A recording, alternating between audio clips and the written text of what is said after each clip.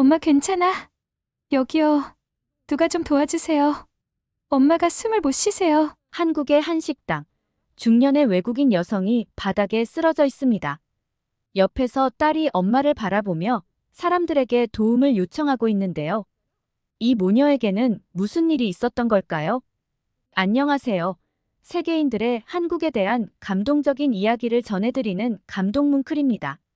저희 채널은 해외 커뮤니티 레딧과 신청자의 실제 사연을 제보받아 실화를 바탕으로 영상을 제작하고 있습니다. 구독과 좋아요, 알림 설정은 영상 제작에 큰 힘이 됩니다. 오늘의 사연, 지금 시작합니다. 안녕하세요. 저는 캐나다 루넨버그에 사는 소피아라고 해요. 부모님과 함께 작은 해안마을에서 식당을 운영하고 있어요. 지금은 관광객들 사이에서 꼭 한번 가봐야 할 유명 식당이 돼서 행복한 나날을 보내고 있답니다. 저희 식당이 이렇게 유명해지게 된 건 다 한국 덕분이에요. 게다가 한국 분들은 저희 엄마 생명까지 살려주셨어요. 그때 한국 분들에게 너무 감사드리는 마음에 이렇게 사연을 보냅니다. 저희 부모님은 어릴 적부터 한 동네에 살았던 소꿉친구셨어요. 같은 학교를 나왔고 뭐든 항상 함께 하셨죠. 그렇게 서로에게 없어서는 안 될 존재가 되어 두 분은 자연스럽게 결혼까지 하게 되셨어요. 넉넉한 집안 형편이 아니라서 결혼식도 제대로 치르지 못하고 작은 방 하나에서 신혼생활을 시작하셨어요. 동네에서도 엄마의 요리 실력은 소문날 정도로 뛰어나서 다들 식당을 해보라고 권하셨죠.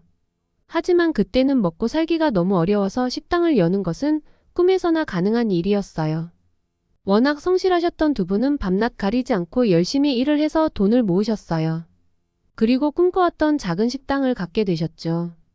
부모님 식당은 오픈하자마자 장사가 잘 됐어요. 그도 그럴 것이 식당을 하기 전에도 엄마의 요리 실력은 이미 소문이 나 있었고, 동네 주민들께서 여행객들에게 많이 소개해 주셔서 매출도 꾸준히 늘었죠. 어릴 때부터 힘들게 일하시는 부모님을 보며 저는 공부만이 부모님을 도와드리는 길이라고 생각했어요. 졸업 때까지 반에서 1등을 놓치지 않았고 토론토에 있는 명문대학교에 합격하게 됐어요. 그날 부모님께서 어찌나 기뻐하셨던지 그날은 식당에서 무료로 동네 주민들에게 음식을 대접하시더라고요. 그렇게 저는 처음으로 부모님 보호를 떠나 토론토로 독립하게 되었어요. 첫 몇 달은 부모님 도움을 받았지만 그 후로는 아르바이트를 하며 제 생활비는 벌었었어요. 물론 학업도 충실히 하며 장학금을 놓치지 않았죠. 그렇게 저는 제 대학 생활을 열심히 즐기며 한 학기를 마쳤어요. 중간중간 부모님께 연락을 드렸을 때 항상 별일 없다며 제 걱정을 하시는 부모님을 깜짝 놀래켜 드릴 생각을 하니 너무 설레더라고요. 방학을 맞아 며칠 집에 다녀오려고 부모님께 드릴 선물을 챙겨서 집을 나섰어요. 이틀 만에 도착한 고향에 오니 마음이 편안해졌습니다. 그렇게 설레는 마음으로 부모님 식당으로 갔는데 눈앞에 펼쳐진 상황이 믿기지가 않았어요. 부모님 식당에 손님이 거의 없더라고요.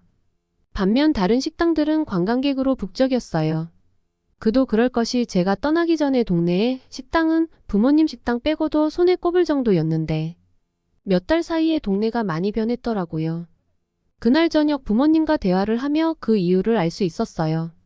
제가 떠나고 동네가 관광지로 점점 유명해지면서 관광객이 늘어났고 경쟁 식당들이 속속 들어서기 시작했다고 했습니다. 그러면서 매출이 떨어지고 식당이 점점 어려워지기 시작했다고 하셨어요.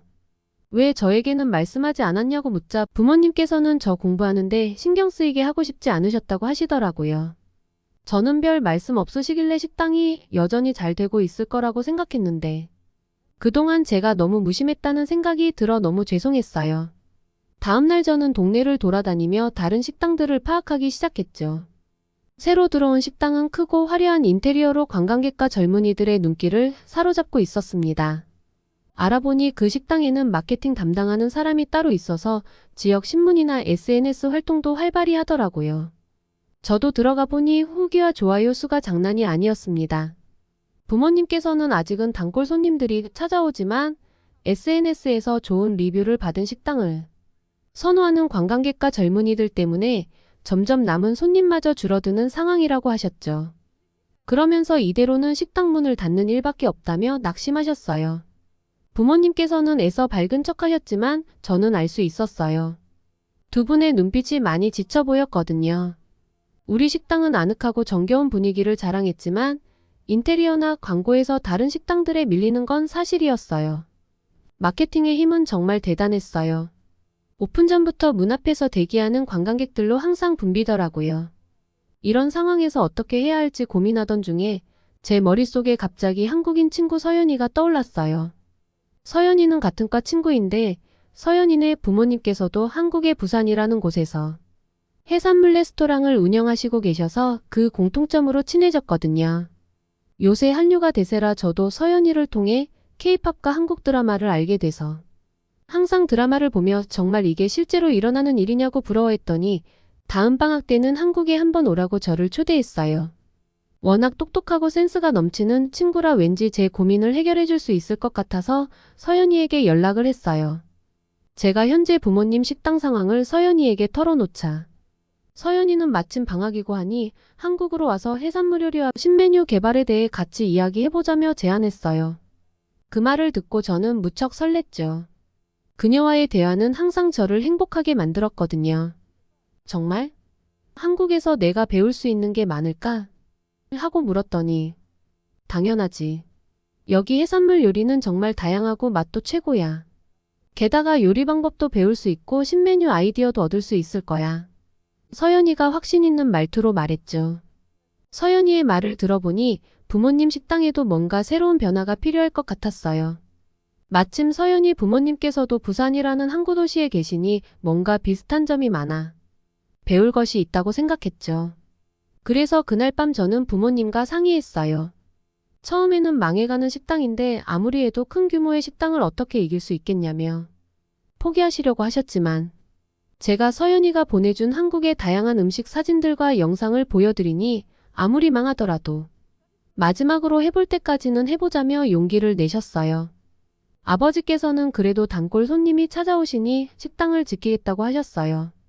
그래서 주로 요리를 담당하는 어머니와 함께 한국으로 가기로 결정했습니다. 한국 방문이 부모님의 식당과 엄마 요리 기술에 새로운 활력을 불어넣을 마지막 기회라고 생각했어요. 그렇게 해서 저와 엄마는 긴 여행을 준비하게 되었죠. 엄마는 주방에서 마법사니까요. 어떤 음식도 맛있게 만들어낼 수 있거든요. 엄마와 함께라면 뭐든지 할 수 있을 것 같았어요. 그렇게 13시간의 오랜 비행을 걸쳐 말로만 듣던 한국의 인천공항에 도착했어요. 인천국제공항에 처음 도착했을 때 우리를 맞이한 건 다름 아닌 로봇 안내자였어요. 어머, 저기 저 로봇 봐. 로봇이 청소도 하고 길도 안내하네. 엄마가 놀라며 말씀하셨죠. 로봇은 우리가 가야 할 게이트 번호를 정확히 안내해 주었고 공항의 편의시설 위치도 쉽게 설명해 주었어요. 공항 곳곳이 깨끗하고 잘 정돈되어 있어서 안전하고 편안한 여행이 될 것 같았어요. 인천공항에서 나와 우리는 서연이가 살고 있는 부산으로 가기 위해 서울역으로 향했어요. 서연이가 한국은 교통시설이 잘 돼 있어서 어디든지 이동하기 편리하다고 했는데 그 말이 맞았어요.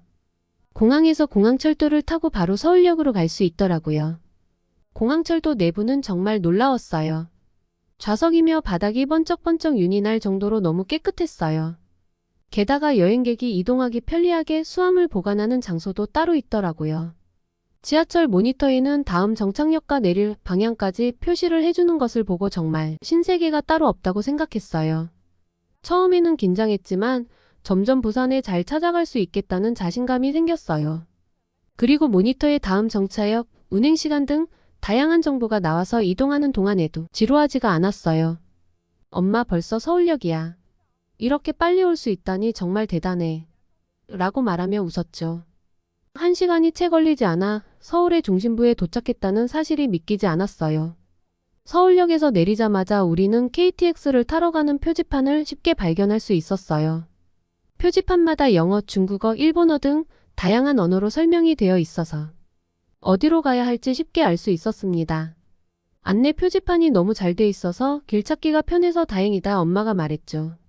제대로 가고 있는 게 맞는지 지나가는 한국인들에게 물어볼 때면 그들은 친절한 미소를 띠며 상냥하게 대답해주는 모습 또한 인상적이었어요. 열차 시간에 여유있게 도착한 우리는 잠시 기다리고 있었어요. 그런데 세상에 정말 딱 제 시간에 열차가 들어오더라고요.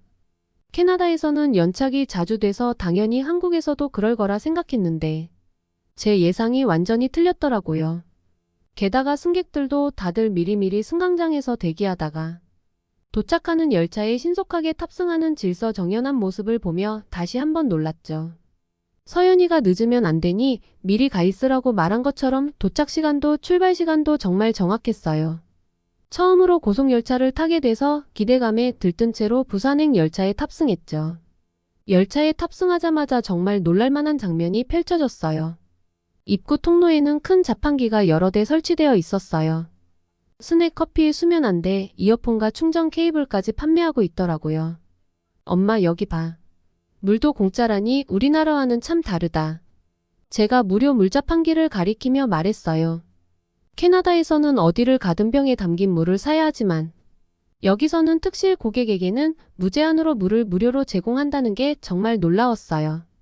그리고 앞에 마련된 간식 박스를 챙겨 자리로 이동했죠.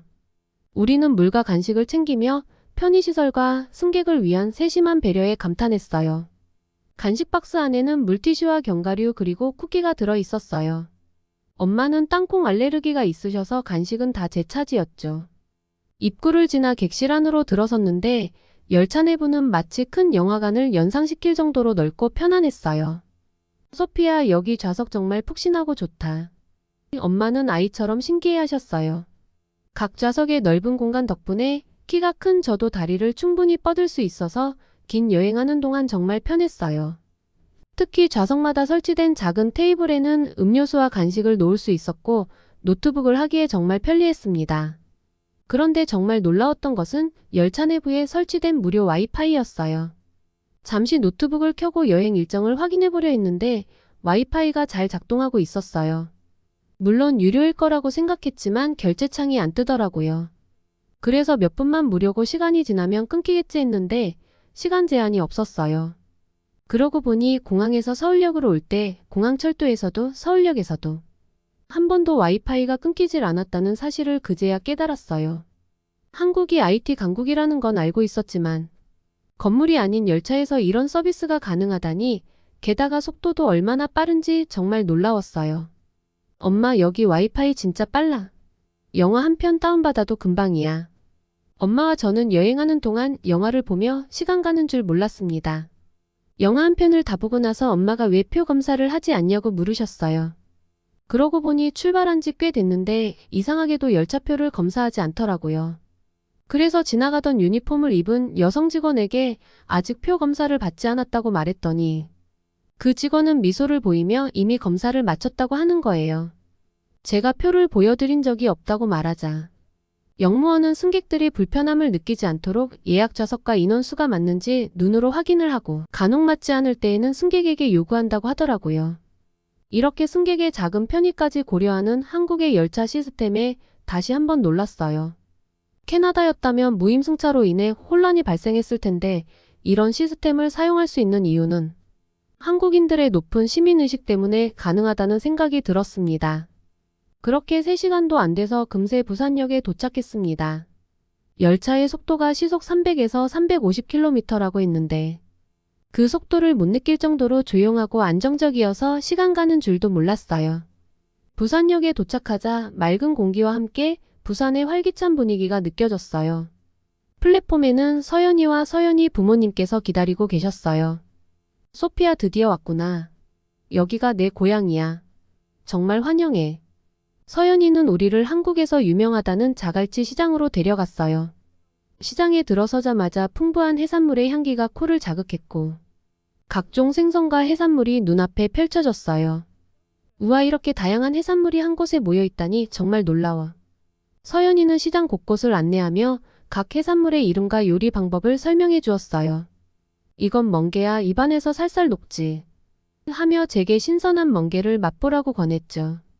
특히 통영굴 구이는 정말 잊을 수 없는 맛이었죠. 서연아, 이 굴 정말 맛있어. 한국에 맛있는 음식이 이렇게 많다니 놀랍다. 우리는 신선한 회도 맛보고 바로 조리된 매운탕이라는 요리도 먹었어요. 약간 맵지만 끝맛은 깔끔하더라고요. 엄마도 처음 드셔보는 요리에 처음에는 매운맛에 재채기를 하셨지만 계속 손이 간다면서 요리 재료며 만드는 방법에 대해 서연이 어머니와 계속 대화를 나누며 식사를 하셨어요. 저는 많은 종류의 해산물과 다양한 음식들을 맛보며 감탄했고, 이런 음식을 항상 먹을 수 있는 서연이가 너무 부러웠어요. 자갈치 시장의 생동감 넘치는 분위기와 싱싱한 해산물의 맛은 우리 여행의 첫날을 특별하게 만들어 주었습니다. 다음 날은 부산의 전통시장을 구경하며 더 다양한 음식 문화를 경험했어요. 시장을 돌아다니며 각종 국수와 전, 그리고 다양한 김치를 먹었어요. 오, 이 김치 진짜 맛있네. 엄마는 특히 김치에 감탄하시며 관심 있어 하셨죠. 서연이 어머니께 레시피를 들으시면서 계속 메모를 하시더라고요. 나중에 캐나다 가서 시도해 보신다고 하시면서요. 아이처럼 이것저것 물어보시며 즐거워하시는 엄마의 모습을 보니 너무 기분이 좋았습니다. 계속 구경을 하다가 서연이가 이건 꼭 먹어야 한다며 한 식당으로 데려갔어요. 거기서 부산의 유명한 밀면과 돼지국밥이라는 음식을 먹었는데 정말 맛이 끝내주더라고요.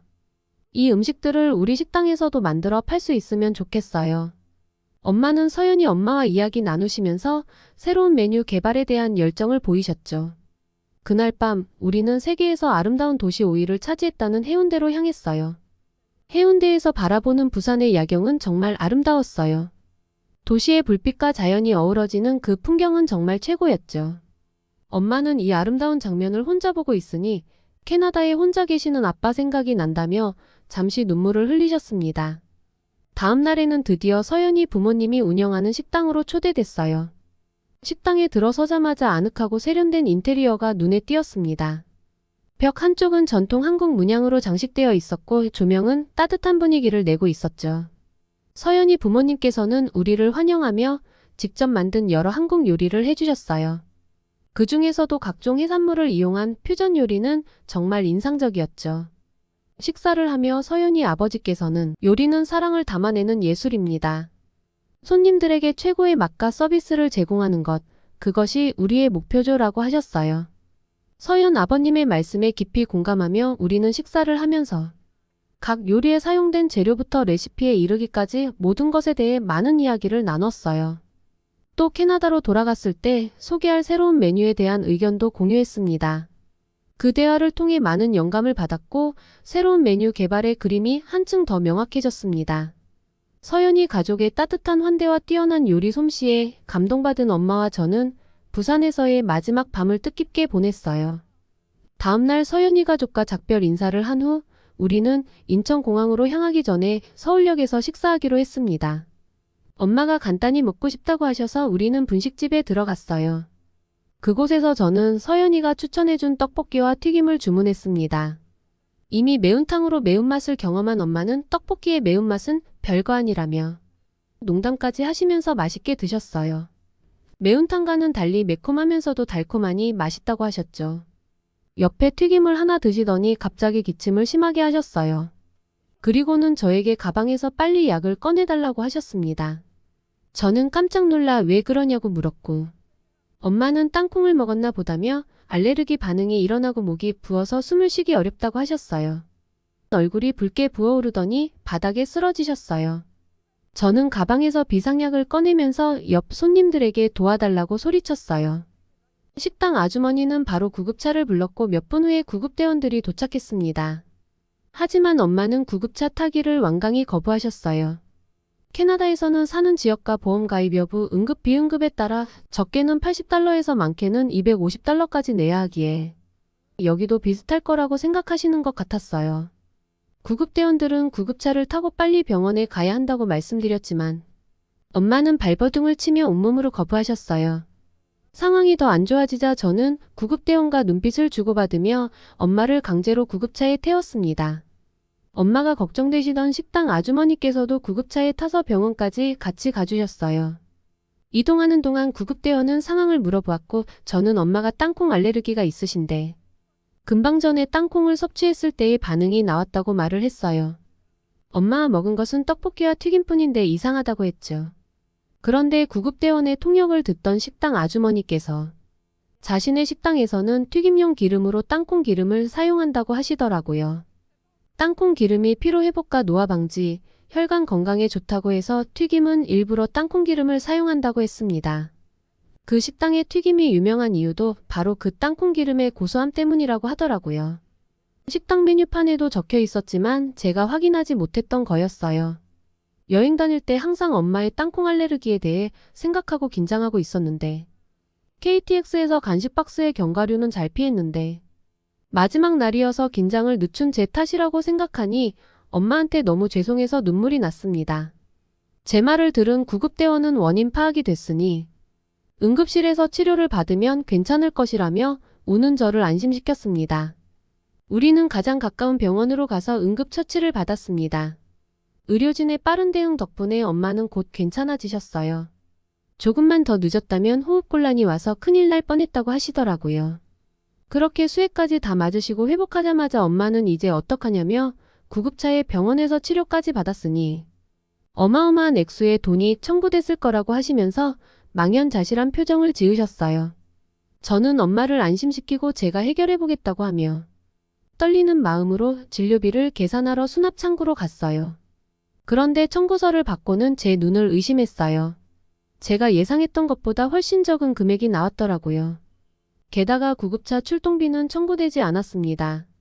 수납 직원에게 이 금액이 맞는지 몇 번을 확인하고 나서야 저는 예전에 서연이가 한국의 의료 시스템은 세계 최고라는 말의 의미를 실감할 수 있었어요.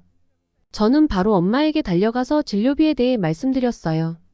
엄마는 하늘이 도왔다며 정말 다행이라고 하셨죠.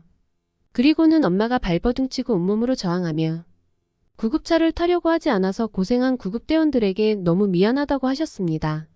저희는 공항으로 이동해서 무사히 캐나다로 돌아왔습니다. 캐나다로 돌아온 후 엄마와 저는 한국에서의 경험을 바탕으로 새로운 퓨전 메뉴를 개발했고 그 메뉴는 곧 인기를 끌기 시작했어요. 서연이 가르쳐준 대로 시식 이벤트와 SNS 마케팅을 했고 그 결과 식당은 다시 손님들로 북적이기 시작했습니다. 지금도 엄마는 가끔 그 땅콩 사건을 말씀하시면서 만약 한국의 의료진의 빠른 대처가 없었다면 큰일 날 뻔했다며 구급대원분들에게 고맙고 죄송했다고 말하지 못한 게 마음의 짐이라고 하시더라고요. 이번 기회를 통해 긴급한 상황에서 신속하고 전문적인 대응으로 저희 엄마의 생명을 구해주신 한국 의료진과 구급대원분들께 감사의 마음을 전하고 싶어요. 그리고 서연이 가족을 포함해서 한국을 방문했을 때 저희에게 따뜻하고 친절하게 대해주신 한국분들께도 감사의 말씀 전하고 싶습니다.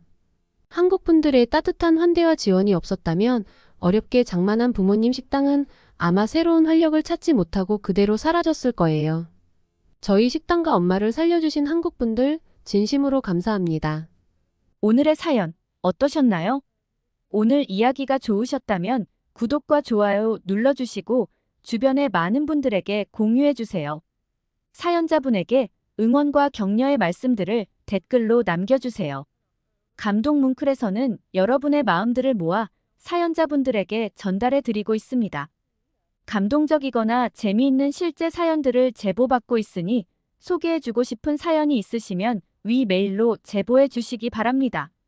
오늘도 여러분의 하루의 작은 즐거움이라도 되었기를 바라며 지금까지 감동 뭉클이었습니다. 구독과 좋아요는 영상 제작에 큰 힘이 됩니다. 끝까지 시청해 주셔서 감사합니다. 다음에 더 좋은 영상으로 찾아뵙겠습니다.